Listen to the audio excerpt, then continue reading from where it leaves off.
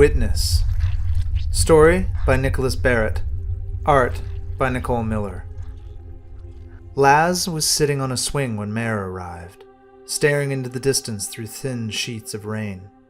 He looked smaller, she thought, despite his height.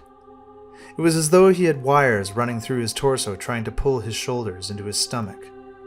He sprung up nervously when she approached. He had asked her to meet him at a small park not far from where she'd grown up, the trailer park she'd called home, demolished and paved over long ago. It had been many years since they'd last talked, even longer since their last conversation of substance. Both losing their fathers at a young age, they'd relied on each other growing up, Mare always over at Laz's house. They walked together from the park through the parking lot. Mare wondered if he'd brought her here again to make another move on her. Laz stopped at an empty, seemingly random spot on the pavement. "I have something to show you," he said. Before Mare could protest, Laz took Mare's hand in his and pulled a small brick from his jacket with the other hand. It moved fuzzily in front of her, as though it were made up of television static. "Close your eyes and trust me, okay?" Fears not quelled, Mare did as she was told. There was a thick snap, as if two slate blocks had been clapped together. The first thing Mare noticed was the rain had stopped. All the noise of the trees, the cars from the road just 30 feet behind her. It was all gone. She felt a sudden stillness, and she could no longer tell where her skin ended and the air around her began. Laz's hand was clammy and shaking. "Open your eyes," he ordered, though it didn't sound like they were in the parking lot anymore. The first thing she saw was nothing, a whole lot of black nothing with some small somethings floating within it. She was in space. Mare instinctively jumped back with a yelp, panicked until she looked down and realized she was standing on a patch of grass, as if the ground beneath her had been ripped from the earth and sent adrift. "It's okay. This is where we're supposed to be," Laz said. He was eerily calm now. He attempted to comfort her by rubbing her thumb between his fingers, but only put her more on edge. She had barely turned when she knew exactly where she was. What Mare saw was an anachronistic scene spread out before her. Her heart dropped into her stomach, and all the blood drained from her face. Pale as the dull, gray trailer before her. The grass that had overgrown it was almost as littered as the space that surrounded the scene.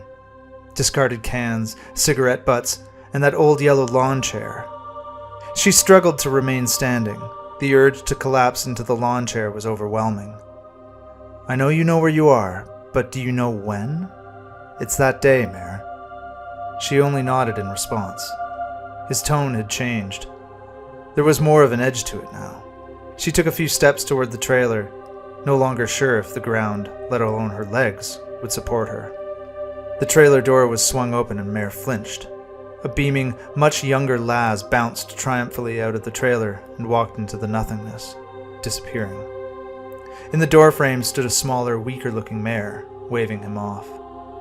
That was where Laz's memory of that day ended, and Mare's nightmare began. The young Laz had just confessed his love to the young Mare, and what he'd received was a kiss on the cheek and a promise to talk soon. After that, he didn't see her for 2 weeks, and they stopped talking. What happened? What changed? Did I ever even have a chance? She didn't answer. After a few excruciatingly quiet moments, Laz sighed. That was enough for him. He turned away from Mare and took a few steps away from the trailer. He stood for a moment, then seemed to decide it wasn't worth it, that she wasn't worth it. Mare heard another resonating snap, and this Laz disappeared too. Alone now, all Mare felt was hollow. She turned toward the only thing she could think of in that moment, the trailer. Was she too late? Had it already begun? Did it matter? She put one foot in front of the other and trudged to the sole window of the shabby home. Peering in, she could see that her mother was awake, already deep into the interrogation of her daughter. "What were you doing, you little creep? Think you can fuck with me?" Even from outside the trailer, she could make out every word her mother hurled her way. She could practically smell the whiskey on her breath. Mare began to pound on the trailer window, screaming for her mother to leave her alone. It was no use. No one could hear her. She rushed to the door, ready to tear it off its hinges and stop what was about to happen. After a few fervent minutes of assaulting the door, Mare gave up. Nothing could breach the isolation of the scene about to unfold. She looked sideways and saw the old lawn chair. Relenting, she sank down into its embrace and gave in to her past.